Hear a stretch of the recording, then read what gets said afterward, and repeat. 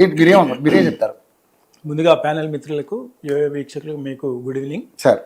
గత ప్రభుత్వానికి అంటే ఇన్ డీటెయిల్గా వెళ్ళను, కొద్దిగానే వెళ్తాను.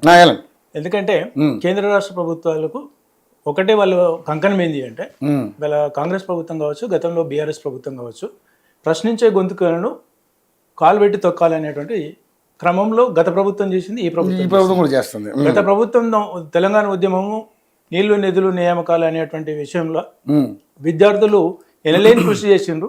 వాళ్ళని ఆవేశపరులను చేసేసి ఆ రోజు అణగదొక్కిన మాట వాస్తవం. తద్వారా కాంగ్రెస్ ప్రభుత్వం మొన్నటికి మొన్న అధికారంలోకి వచ్చింది. అక్కడ ఉన్నటువంటి వీక్నెస్, నీ శత్రువు నాకు మిత్రుడు అనేటువంటి ఒక ట్యాగ్ వాడేసి వాళ్ళ నిరుద్యోగులను బుట్టలేసుకొని నిరుద్యోగులకు అవసరం లేనటువంటి హామీలు ఇచ్చేసి అంటే చేయాలని చేస్తున్నాం అనేటువంటి ఒక అభూత కల్పనను చూపించేసి వాళ్ళ ఈ ప్రభుత్వం కూడా గద్దెనెక్కినాక తొక్కేసి. అదేవిధంగా ప్రధానంగా ఉద్యోగ సంఘాలలో ఉద్యోగులలో టీచర్లు అనేది చాలా ప్రభావితమైనటువంటి పోస్ట్. గతంలో కేసీఆర్ గారు కానివ్వండి, లేకపోతే రేవంత్ రెడ్డి గారు కావచ్చు, అంటే టీచర్స్ను ముట్టుకుంటే తేనెతట్టును ముట్టుకున్నటువంటిది చాలా జాగ్రత్తగా చూడాలి. వాళ్ళ ట్రాన్స్ఫర్స్ విషయంలో కావచ్చు, లేకపోతే ప్రెసిడెన్షియల్ రూల్ విషయంలో కావచ్చు, ఎన్నో విషయాలలో చాలా తగు జాగ్రత్తలు తీసుకున్నారు. అంటే ఒక మూడు దశాబ్దాలు, 4 దశాబ్దాలు, లేకపోతే 2 దశాబ్దాల ముందు, 2 దశాబ్దాల ముందు ప్రభుత్వ ఉద్యోగి అంటే వాడికి ఆస్తి లేకపోయినా పిల్లనిచ్చారు, గౌరవం ఇచ్చారు, సమాజంలో ఒక గుర్తింపు ఉంది. ఆయన ఒక ఆర్థిక వ్యవహారాలు కావచ్చు, లేకపోతే ఒక మాట ఇచ్చిండు అంటే ఆ ప్రభుత్వ ఉద్యోగి చెప్పిండు అంటే అదొక శాసనం లాగా ఉంటుంది, అదొక హామీ ఉండేది. ఇలా ప్రభుత్వ హామీని ప్రభుత్వ ఉద్యోగి అంటే ప్రైవేట్ ఉద్యోగం కంటే చప్రాష్ కంటే హీనంగా చూస్తారు. ఒకటేంటి, గత ప్రభుత్వం టైంకు ఉద్యోగం శాలరీ ఇవ్వకపోవడం వల్ల వాళ్ళ చెక్కులు బౌన్స్లు అయినాయి, వాళ్ళ ఈఎంఐ చాలా దానివల్ల వాడికి క్రెడిబిలిటీ పోయింది. తద్వారా వీళ్ళు వచ్చిన తర్వాత వీళ్ళు ఏం చేస్తారు, ఇవాళ అప్పుడు అంటే ఏదో డేట్కు ఇస్తాము, 10వ తారీఖు, 8వ తారీఖు, 12వ తారీఖు ఇస్తారు అటువంటి వేతనాలు కాంగ్రెస్ ప్రభుత్వం వచ్చిన తర్వాత ఎవ్రీ ఫస్ట్కి ఇస్తున్నాము అని అంటున్నారు. సరే ఫస్ట్ సెకండ్ ఏదైనా హాలిడేస్ కింద వస్తుంది అంటే ఇది ఇస్తున్నాము అని అంటే వాళ్ళ హక్కు అండి. సాఫ్ట్వేర్ ఉద్యోగస్తులకు 30 తారీఖు వస్తుంది, ఇంకో కొన్ని కంపెనీస్ లో 28వ తారీఖు వస్తుంది. దానికి ప్రభుత్వ ఉద్యోగులు నేను 1వ తారీఖు ఇచ్చేసిన అని ఈయనే వీళ్ళు చెప్పుకోవడం. గతంలో వాళ్ళు ఓకే మేము డబ్బులు లేకపోయినా మీకు ఇస్తున్నాం, ఏదో 8వ తారీఖు 10వ తారీఖు వాళ్ళ ఇంట్లోకి వెళ్ళి తెచ్చిచ్చినట్టుగా వాళ్ళు చెప్పుకోవడం. ఇవన్నీ లోపభూయిష్టమైనటువంటి పరిపాలన. ప్రభుత్వ ఉద్యోగులను, నిరుద్యోగులను, ప్రశ్నించే గొంతుకలను తొక్కేయాలనేటువంటి గత ప్రభుత్వం ఈ ప్రభుత్వం చేస్తున్నటువంటి. ఉదాహరణకు మీరు అంటున్నారు ఇవాళ తెలంగాణ రాష్ట్రం అంటే ఎడ్యుకేషన్ సొసైటీ కమిషన్ ఒకటి ఉంటుంది. వాళ్ళు ఇవాళ మిత్రుడు అంటున్నాడు, ఉద్యోగ సంఘం నాయకులు ఏమంటున్నారు, 20% ఎడ్యుకేషన్ బడ్జెట్ కావాలి, 20% ఆమెడు దూరం, ఇంకో 20 ఏళ్ళకు కూడా ఇయ్యారు, 20 ఏళ్ళకు కూడా ఇయ్యారు. ఇవాళ మిత్రుడు 20 అంటున్నాడు. అంటే ఎడ్యుకేషన్ కమిషన్, ఒక తెలంగాణ స్టేట్ ఎడ్యుకేషన్ కమిషన్ ఒక 15% బడ్జెట్ అలొకేషన్ చేయాలి అంటే ఇవాళ 8.22% మాత్రమే ఇచ్చిండ్రు. అంటే ఎంత దూరంలో ఉన్నాం. ఇంకొక 45% వీళ్ళు ఇస్తున్నటువంటి కమిషన్ రికమెండెడ్ పర్సంటేజ్కే మనం ఇంకొక 40% దూరం ఉన్నాం. మిత్రుడికి అయితే 60% దూరం ఉంటాం. అంటే గతంలో తెలంగాణ రాష్ట్ర ప్రభుత్వం అంటే ఉమ్మడి ఆంధ్రప్రదేశ్ నుండి తెలంగాణ రాష్ట్రం ఏర్పడిన తర్వాత ఆ రోజు ఉన్నటువంటి బడ్జెట్ అలొకేషన్ లో 10.89% ఆ రోజు బడ్జెట్ అలొకేషన్ ఇచ్చారు. అంటే ఇవాళ 2014-15కు అకాడమిక్ తీసుకుంటే తెలంగాణ రాష్ట్ర ప్రభుత్వం ఏర్పడిన తర్వాత ఇవాళ 2026-27కు అకాడమిక్ ఇయర్ చూస్తే 2.5% ఇంకా బడ్జెట్ అలొకేషన్ లో తక్కువనే ఇచ్చారు. ఇవాళ అదేవిధంగా కేంద్ర ప్రభుత్వం కూడా 2013-14 తీసుకున్నాం, అది ఇవాళ 26-27 తీసుకున్నాం. ఆ రోజు 65 లక్షల కోట్ల బడ్జెట్ ఇచ్చారు. ఇలా వాళ్ళు 1,39,000 కోట్ల బడ్జెట్ ఇచ్చారు. అంటే 8.27 అనేది కేంద్ర ప్రభుత్వం ఇస్తే ఇలా 8.22కి ఇక్కడ రాష్ట్ర ప్రభుత్వం స్థిరపడింది.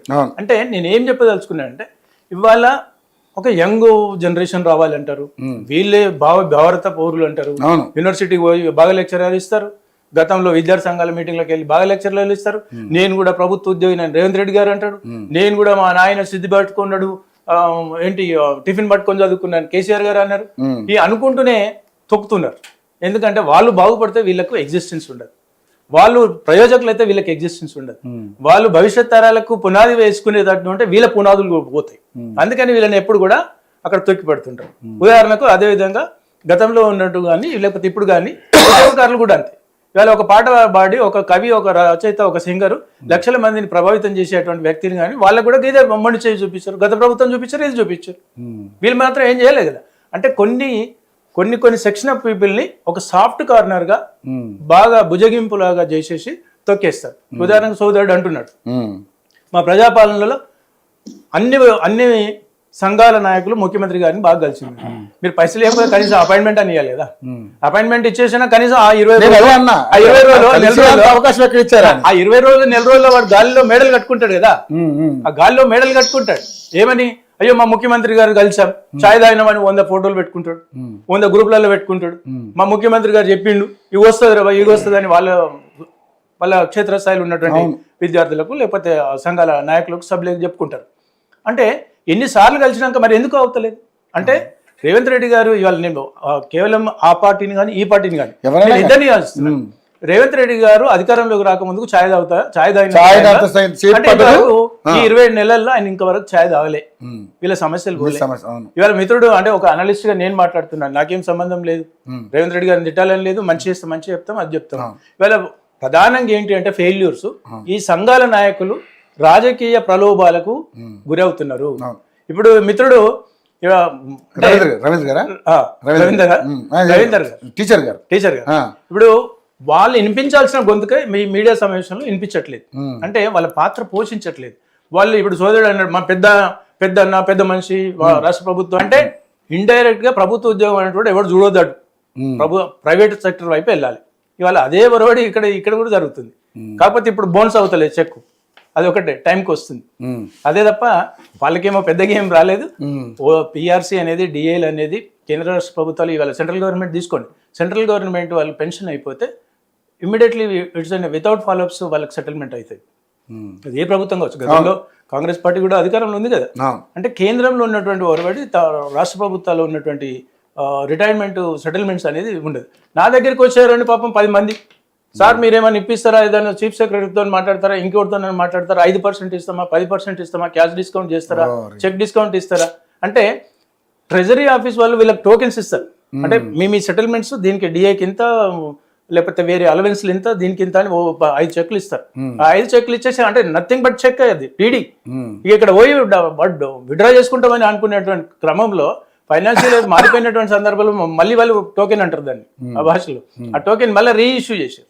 అంటే వాళ్ళు కూడా 10%, 15%, 20% ఇచ్చి బ్రోకర్ దందాతో చేసుకోవాల్సిన పరిస్థితి ఇవాళ రాష్ట్ర ప్రభుత్వం ప్రజలకు ఉంది. అంటే చాలా దౌర్భాగ్యమైనటువంటి విషయం. ఏదేమైనప్పటికీ కూడా గౌరవ ముఖ్యమంత్రి గారికి అంటే ఎన్నో విషయాలలో వాళ్ళకు ఉంటాయి. ఇప్పుడు సమస్యలు ఉంటాయంటే ఒక కన్ను బాగోలేదు అని అంటే ఇంకో కన్ను కూడా పొడదామంటే ఎట్లా, దానికి రిపేర్ చేయాలి. కానీ మీరు అది బాగుంది, అది బాగలేదు, ఇది బాగుంది, అది బాగలేదు అంటే అన్ని సెక్షన్ ఆఫ్ పీపుల్, రైతులు కానివ్వండి, విద్యార్థులు కానివ్వండి, లేకపోతే అడ్మినిస్ట్రేషన్ కానివ్వండి, ఉద్యోగస్తులు కానివ్వండి, ఇవన్నీ సమాంతరంగా నడిచినప్పుడే అవి అభివృద్ధి అంటారు. ఇవాళ గతంలో చంద్రబాబు నాయుడు గారు ఉన్నప్పుడు రైతులను పట్టించుకోకుండా, లేకపోతే హైటెక్ సిటీని పట్టించుకొని, లేకపోతే వీళ్ళు రైతులను పట్టించుకొని ఉద్యోగస్తులను వదిలేసిండ్రు బీఆర్ఎస్ వాళ్ళు. ఇవాళ ఈ ప్రభుత్వం ఏం చేసింది, సగం పెడుతుండ్రు.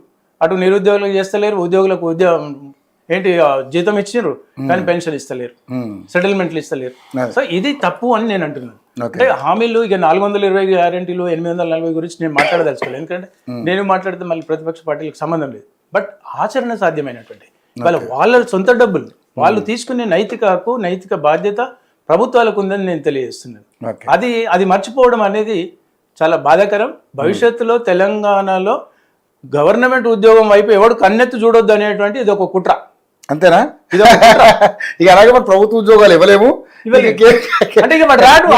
ప్రభుత్వ ఉద్యోగం అంటే ఎందుకు లైట్ తీసుకున్నారు. గతంలో పెన్షన్ వచ్చిన తర్వాత 30 ఏళ్ళు 35 ఏళ్ళు సర్వీస్ చేసిన తర్వాత 60 ఏళ్ళ తర్వాత 58 ఏళ్ళకి అప్పుడు ఉద్యోగం ఉంటే మళ్ళీ సచ్చేంత వరకు ఎంతో కొంత నేను చేస్తే నాకో 50%, నేను చేస్తే నా భార్యకో సగం పెన్షన్ వస్తుంది, ఎవరి మీద ఆధారపడకుండా బతుకుతాం.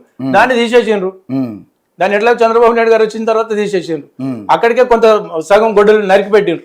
ఆ తర్వాత బీఆర్ఎస్ ప్రభుత్వం వచ్చేసింది, చెక్ బౌన్స్ అయినాయి, సామాజికంగా వాళ్ళ గుర్తింపు పోయింది. ఇప్పుడు వీళ్ళు ఇస్తున్నారు. అమ్మో ఎప్పుడన్నా వస్తే వీడు ఇప్పుడే ముందే అప్లై చేసుకుంటాడు. ఏంటి వీళ్ళ డబ్బులన్నీ సేవింగ్ అమౌంట్ ఉండదు. వాళ్ళు ఇప్పుడు ఏమన్నా ఉంటే వాళ్ళు ముందే అనేది దోషేసుకోవాలి, అమ్మేసుకోవాలి, తీసేసుకోవాలి అనేటువంటి పరిస్థితులు ఉన్నారు. కానీ విద్యా వ్యవస్థలో సమూలమైనటువంటి మార్పులు తేవాలని ఆయన అన్నాడు, ఈయన అన్నాడు సార్. ఇంకోటి కానీ విద్యా వ్యవస్థలో సమూలమైన మార్పులు జరుగుతాయి. ఇంకొకటి నేను గౌరవ ముఖ్యమంత్రి రేవంత్ రెడ్డి గారికి ఏం రిక్వెస్ట్ చేస్తున్నంటే, వాళ్ళు రేవంత్ రెడ్డి గారు ఒక నియోజకవర్గానికి కొడంగల్ అనే ప్రాంతానికి నియోజకవర్గ శాసనసభ్యుడు. ఆ ప్రాంతం నిజంగా కూడా అభివృద్ధి చేయకపోతే మళ్ళీ ఈ ప్రభుత్వం అంటే బీఆర్ఎస్ బీజేపీ వారు కూడా అంటారు, ఏమండి మీ నియోజకవర్గానికి ఏం వెలుగబెట్టిండండి, మీరు ముఖ్యమంత్రిని చేసిండు, నువ్వు ఊరికే గతి లేదు, ఓకే ఓ గ్రామ పంచాయతీ లేదు, ఓ దవాఖాన లేదు, లేకపోతే పిహెచ్సి లేదు, పశువుల దవాఖాన లేదు, ఏదో అంటారు. ఒకేలా చేసిండు అనుకో, ఇక మీరు అదొక్కటే నియోజకవర్గం ఉంది అంటారు. అంటే అది గతంలో చంద్రబాబు నాయుడు కావచ్చు, కేసీఆర్ గారు కావచ్చు, లేకపోతే రేవంత్ రెడ్డి గారు చేసుకోవచ్చు. ఎందుకంటే అది ఒక ప్రాథమిక వాళ్ళకు ఉన్నటువంటి privilege. At the same time Revanth Reddy గారిని కూడా నేను ఏం రిక్వెస్ట్ చేస్తున్నట్టే, మీ ఆధీనంలో ఉన్నటువంటి మీరు దానికి మంత్రిగా ఉన్నాడు ఇప్పుడు, మరి దానికి కూడా అదే అనుకుంటారు కదా. అంటే మీ నియోజకవర్గానికి ఎట్లయితే ఒక కొత్త ఒరవడి జరుగుతుంది అని ప్రజలు అక్కడ ఉన్నటువంటి అన్ని మిశ్రమ కులాలు సంఘాలు అన్ని అనుకుంటారు కదా. ఇవాళ ఎడ్యుకేషన్ ఉన్నటువంటి పరిస్థితిలో విద్యార్థులు కూడా అదే కోరుకుంటారు. మా ముఖ్యమంత్రి గారు దీనికి ఉన్నారు, మా ముఖ్యమంత్రి గారు ఒక సంతకం పెట్టేస్తే మా విద్యార్థులు అన్ని ఫీజు రియంబర్స్మెంట్ అయిపోతుంది, మాకు సర్టిఫికెట్లు వస్తాయని. ఫీజు రియంబర్స్మెంట్ కు కాలేజీలో పోతే కాలేజీ వాడు సర్టిఫికెట్ ఇస్తలేడు, వాడు పోయి ఇంకో ఉద్యోగం చేసుకోలేని పరిస్థితి ఉంది. ఇది ఎంత దౌర్భాగ్యం అండి. చదువు లేకపోతే ఒకడు, చదువు ఉండి కూడా, చదువు ఉండి కాదు, చదువు వచ్చి సర్టిఫికెట్ పాస్ అయ్యి సర్టిఫికెట్ అక్కడ ఉంది ట్రెజరీలా.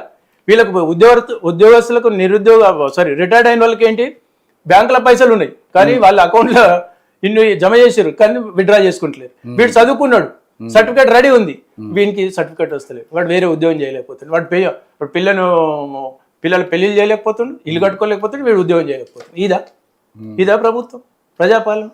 అదే ఇప్పుడు గవర్నమెంట్ ఉద్యోగం వచ్చినా వాడికి పిల్లలు ఇవ్వాలంటే కూడా ఆలోచించే పరిస్థితికి వచ్చింది. వాడికి వీడు చదువుకున్న నిరుద్యోగుడికి ఇప్పుడు ఏదైతే సర్టిఫికెట్ ఉందో వీడికి ఉద్యోగం రాదు, వీడి పిల్లలు ఇయ్యారు, పిల్లలు పెళ్లిళ్ళు చేయలేరు, వాళ్ళకు సామాజికంగా వాళ్ళకు ఎట్లా అంటే సరైనటువంటి గుర్తింపు కాదు కదా, వాళ్ళని చూస్తేనే అమ్మో వీటికి డబ్బులు ఇవ్వద్దు అనుకుంటారు, అటువంటి పరిస్థితి ఉంది. సో ఫైనల్ గా నేను ఏం రిక్వెస్ట్ చేస్తున్నాడు, మా సోదరుడు కూడా ఉన్నాడు కాబట్టి వాళ్ళు ఏం చేశారు, మీరేం చేశారు, వాళ్ళు ఏం చేశారు అని కాకుండా మీ బాధ్యతాయుతమైనటువంటి ప్రయారిటైజ్ చేయండి. అవును, ఈరోజు ప్రాణాలు కాపాడండి, ప్రయారిటైజ్ చేయండి. ఇవాళ విద్యా వ్యవస్థలో మొన్నటికి మొన్న KG2PG అన్నాడు, అది నా కళ అన్నాడు ఆయన. ఆయన KG2PG సరే వాళ్ళు ఉన్నప్పుడు కొంచెం సోషల్ వెల్ఫేర్ ఉద్యోగ రెంటెడ్ బిల్డింగ్స్ లో కావచ్చు, లేకపోతే సోషల్ వెల్ఫేర్ స్కూల్స్ హాస్టల్స్ అవన్నీ కొంచెం డెవలప్ చేశారు.